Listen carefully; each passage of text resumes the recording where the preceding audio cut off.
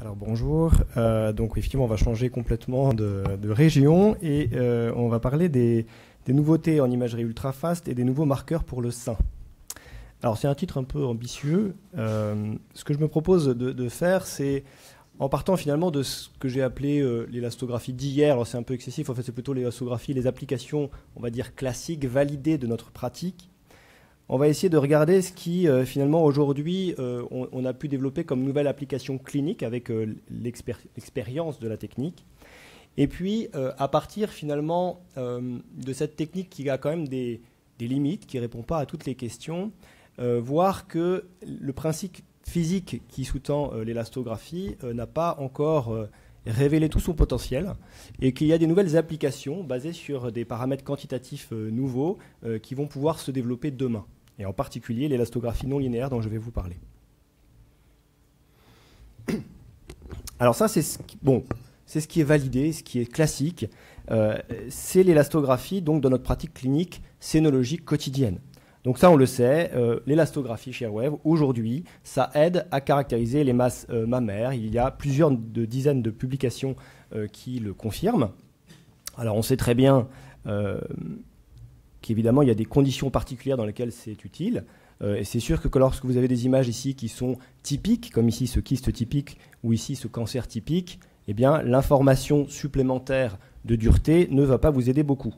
En revanche, eh bien, il a été bien montré que l'élastographie pouvait être extrêmement utile pour les masses dites indéterminées, comme c'est le cas ici de ces deux masses, dont vous voyez qu'il est difficile de faire la part des choses entre celui qui est un cancer et celui qui est une masse bénigne. Et on va être très content d'avoir l'information d'élastographie qui va nous dire que probablement celui de gauche est beaucoup plus suspect. Et effectivement, à gauche, il s'agissait d'un carcinome infiltrant de haut grade chez une femme jeune, et à droite, d'un fibroadénome tout à fait bénin. Donc les masses mammaires, on sait qu'on peut nous aider à les caractériser. On se rend compte avec l'expérience qu'on peut même aller un peu plus loin et qu'on peut aussi avoir des informations sur des images plus subtiles. On sait quand on fait de l'échographie, avec le développement technique des appareils, qu'on va être de plus en plus confronté à des images de petite taille, qui ne sont pas vraiment des masses, et qu'on va appeler des plages hypoéchogènes ou des non-masses dans la littérature, et qui étrangement n'apparaissent pas finalement dans le lexique BI-RADS, mais pour lesquels la caractérisation sur l'échographie mode B est parfois limitée. Et on est content d'avoir un paramètre de plus pour mieux les caractériser. Alors il y a quelques publications qui se sont intéressées spécifiquement à ces anomalies, et qui ont montré que, grâce à l'élastographie, eh bien, effectivement, on pouvait augmenter la spécificité de l'échographie et donc diminuer de façon très significative le nombre de biopsies bénignes. Alors, un petit exemple pour illustrer ce propos, vous avez ici une plage hypoéchogène, typiquement ce n'est pas une masse, il n'y a pas vraiment de contour convexe, ce n'est pas vraiment une boule qu'on pourrait dire, et voilà, on voit qu'ici on a quelque chose de mou, donc on est plutôt rassuré, on va pouvoir éventuellement soit surveiller, soit au moins lorsqu'on saura qu'à la biopsie il s'agit d'un résultat bénin, trouver que c'est extrêmement concordant. A l'inverse, donc là en l'occurrence il s'agissait d'un petit fibroadénome un peu atypique à la présentation échographique. A l'inverse, on peut tomber comme ça sur des plages hypoéchogènes. Alors là, c'était une patiente qui avait des microcalcifications du sein gauche, qui était venue pour une macrobiopsie donc du sein gauche, et en faisant l'échographie à titre systématique du sein droit, on tombe sur cette petite image, 8 mm, petite image peu évidente. Et donc c'est vrai qu'on hésite un peu quand on va dire à la dame que peut-être on va lui faire une biopsie contralatérale en plus de sa biopsie du sein gauche. Évidemment, elle tique un peu, et on est content d'être sûr de nous, ce qui est difficile devant une image comme ça. Mais si on ajoute l'élastographie, et que vous avez une plage clairement dure en regard de cette image, et bien là, vous n'avez plus du tout de doute, et vous dites à la dame, après votre biopsie du sein gauche, je vais faire le sein droit. Alors elle râle un peu, mais à la fin, elle est contente parce que vous lui avez trouvé un petit carcinome lobulaire infiltrant tout à fait débutant. Donc voilà, l'élastographie nous aide pour ces images de non-masse, elle nous aide aussi pour les images subtiles. Et en fait, la vraie vie de l'échographie, c'est ça. On a des techniques, encore une fois, qui évoluent. On a plein d'images qui sont difficiles à trouver, à voir, à analyser. Parfois, on est pris en défaut. On a envie de baisser notre seuil pour être plus performant, mais on se retrouve un peu pris en défaut. Et bien, l'élastographie peut nous aider. Regardez ce cas de cette patiente à qui on a trouvé en tomosynthèse cette petite image de distorsion architecturale subtile, mais clairement suspecte.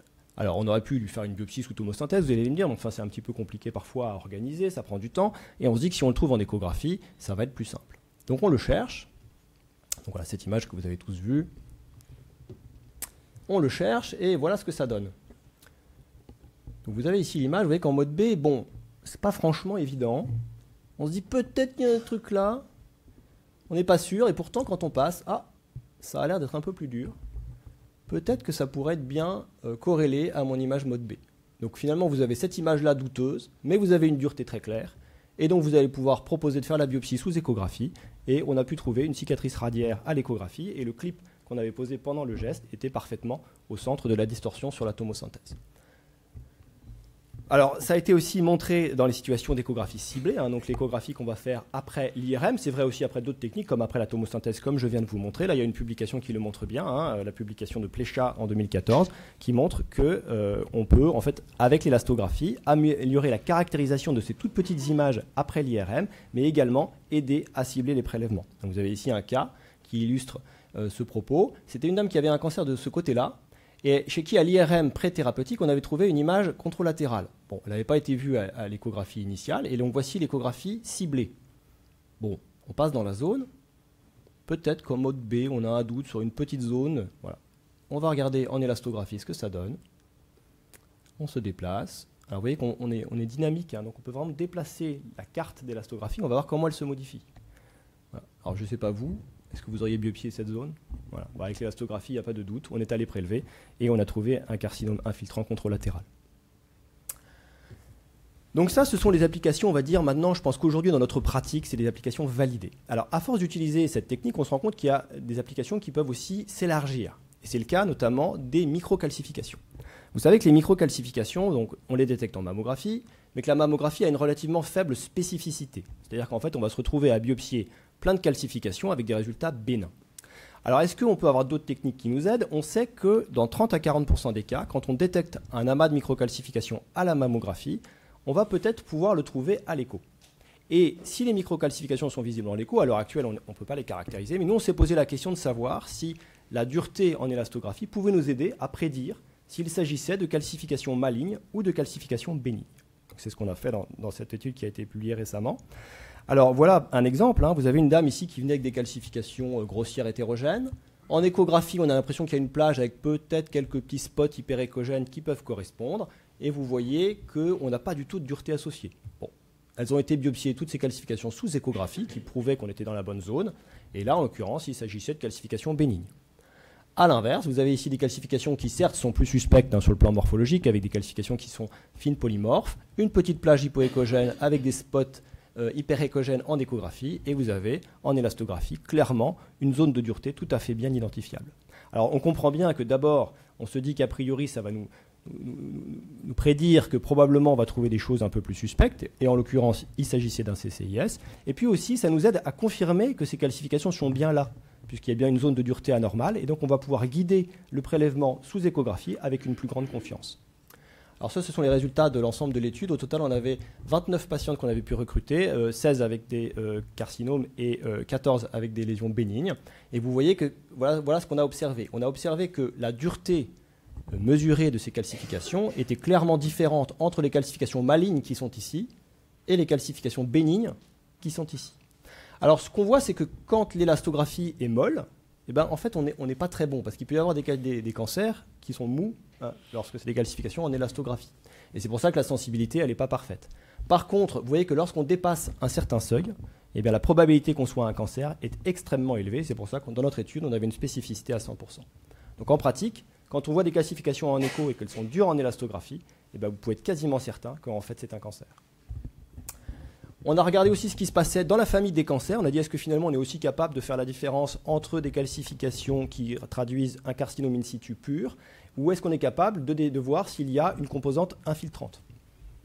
Alors voilà ce qu'on a regardé. On voit que là, évidemment, l'overlap est un petit peu plus important, mais il y a quand même une différence qui est significative entre les lésions avec une composante infiltrante et les lésions qui sont des purs carcinomes in situ. Donc vous voyez, il y a une sensibilité qui est toujours pas parfaite, mais par contre, encore une fois, une très bonne spécificité. Donc si vous avez une dureté très élevée, eh bien, probablement, c'est possible qu'il y ait une composante infiltrante associée. Alors voilà ce que ça peut donner dans la pratique, hein. Vous avez cette patiente de 87 ans qui avait un cancer du sein gauche et qui vient pour sa surveillance. Et on lui trouve ces microcalcifications du sein gauche. Bon, 87 ans, c'est pas évident de la mettre sur une table de macrobiopsie sous tomosynthèse. Et donc on va regarder ce qui se passe en échographie.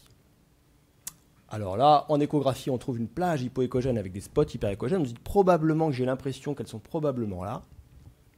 Et voilà ce que ça donne en élastographie. Donc on va venir déplacer la carte de dureté dans la zone qui nous intéresse et on va regarder si oui ou non on a une zone de dureté.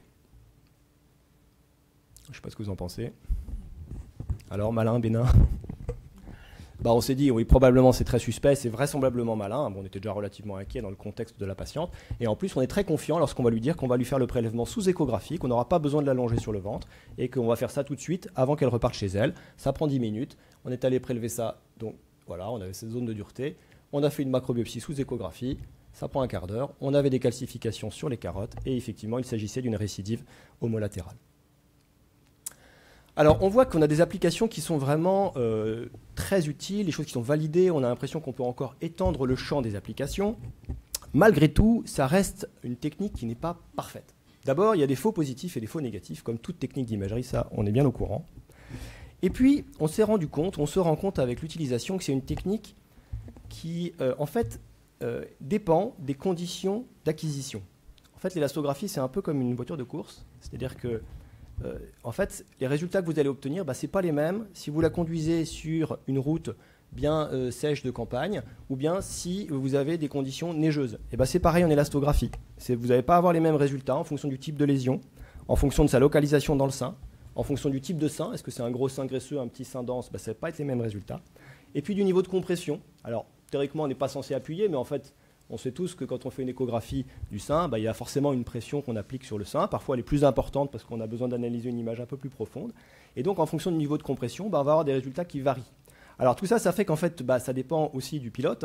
Évidemment, sur la neige, là, ça dépend des conditions, mais ça dépend aussi du pilote. On imagine que Sébastien Loeb, il va peut-être mieux s'en sortir que vous et moi. Et c'est vrai aussi pour l'élastographie. L'expérience de l'opérateur est importante. Alors, comment est-ce qu'on peut, à partir de ces constats, essayer d'avancer ? C'est ce que je vous ai dit tout à l'heure. Alors, pardon, je vous montre juste les faux négatifs qui peuvent exister ou les faux positifs. Vous avez ici donc plusieurs cas différents. Ici, une image qui était tout à fait bleue en élastographie et qui était un carcinome mucineux. On sait que ce sont des types de cancers qui sont souvent mous. Ici, vous avez un exemple de carcinome in situ qui est mou. C'est ce que je vous ai montré tout à l'heure. On peut avoir des carcinomes in situ qui sont tout à fait mous. Là, vous avez une petite masse un peu douteuse qui est dure, très suspecte, et en fait il s'agit uniquement d'un fibroadénome. On sait que les vieux fibroadénomes, quand ils deviennent un peu plus fibreux, ils vont avoir tendance à être un peu plus durs. Et vous avez ici tout simplement du sein normal sur lequel on a appuyé un peu fort, et vous voyez qu'on a une zone de dureté qui est tout à fait générée par les conditions d'examen. Les conditions d'examen, donc je vous ai parlé du niveau de compression tout à l'heure. Voici un exemple. Ici une masse du sein, et vous voyez qu'ici on a un niveau de compression, donc le mode B, niveau de compression 0, on a l'impression que c'est mou. Mais si on appuie un peu plus, c'est toujours mou, mais encore un peu plus parce que l'image, on a envie d'aller la voir en profondeur, on commence à avoir des zones de dureté. Et si j'appuie comme une brute, on a une dureté qui est très élevée. Et donc ce qu'on voit, c'est que l'image qu'on va obtenir, elle va quand même dépendre du niveau de compression qu'on va appliquer. Je vous parlais tout à l'heure de l'expérience de l'opérateur. Voici un cas d'une patiente qui avait une masse quand même assez suspecte en mammographie. Et vous voyez qu'il y avait une traduction échographique. Voilà le résultat d'élastographie qui a été obtenu par quelqu'un qui avait relativement peu d'expérience en élastographie. Voilà, c'est bleu. Et quand ça a été fait par une deuxième radiologue qui avait un peu plus d'expérience en élastographie, voilà ce que lui il a obtenu. Donc vous voyez qu'en fonction des personnes, même pour la même lésion, on n'aura potentiellement pas exactement le même résultat. Parce que c'est comme toute l'imagerie, en particulier l'échographie, ça dépend de l'opérateur. Donc comment est-ce qu'on peut s'en sortir? C'est là où on arrive à ce nouveau paramètre qui s'appelle donc le coefficient de non-linéarité. On parle aussi d'élastographie non linéaire. Alors le principe c'est quoi? C'est de se dire en fait, on vient de voir, quand on appuie sur un tissu, sa dureté augmente. Ça c'est normal. Sauf que en fait, d'un tissu à l'autre, l'augmentation de la dureté en fonction du niveau de compression n'est pas linéaire. C'est-à-dire qu'il ne suit pas une droite, il suit une courbe. Et cette courbe, elle est différente en fonction du tissu. Elle est spécifique des tissus. Et donc si on est capable d'extraire des paramètres quantitatifs à partir de ces courbes, peut-être on va être capable de faire la différence entre différents tissus, des tissus bénins, des tissus malins ou autres. Alors voilà ici des expériences préliminaires qui ont été faites au laboratoire donc de l'ESPCI sur des fantômes. Vous voyez ici une inclusion dans un milieu. Vous avez ici l'image d'élastographie que vous connaissez. Et voilà ce qui se passe lorsque on va appliquer une compression progressive. On appuie encore. Et vous voyez ici, alors ici sont représentés la dureté donc en termes de kilopascal, vous avez ça qui est représenté ici, et en fonction de la compression qui est appliquée, donc le stress. Donc plus on augmente la compression, plus le niveau de stress, entre guillemets, augmente. Et bien vous voyez que plus on appuie, plus la dureté augmente, mais qu'elle ne va pas augmenter de la même façon pour notre inclusion et pour le tissu qui est autour. Donc là, on appuie, on récupère une dureté qui est en d'élastographie classique qui est plus importante pour notre inclusion que pour le milieu environnant. Et on va créer ces courbes qui sont donc différentes. Et donc l'idée, c'est d'extraire à partir de ces courbes ce nouveau paramètre, donc coefficient de non-linéarité, qui va nous aider à caractériser les milieux. Et voilà ce qu'on obtient. Donc cette inclusion, en fait, en élastographie classique, elle a la même dureté que le milieu environnant. Mais si on regarde son coefficient de non-linéarité, voilà ce qu'on obtient. On a quelque chose de tout à fait différent. Alors c'est quelque chose d'énormément préliminaire. On a voulu regarder si ça marchait en pratique clinique.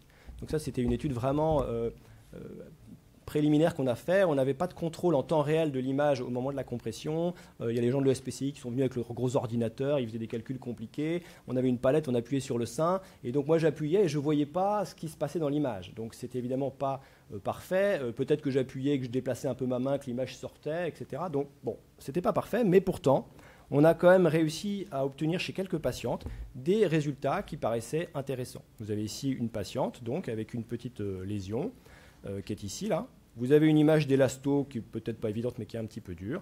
Et lorsqu'on appuyait donc une compression progressive avec des mesures d'élastographie répétées, on pouvait calculer la carte de non-linéarité.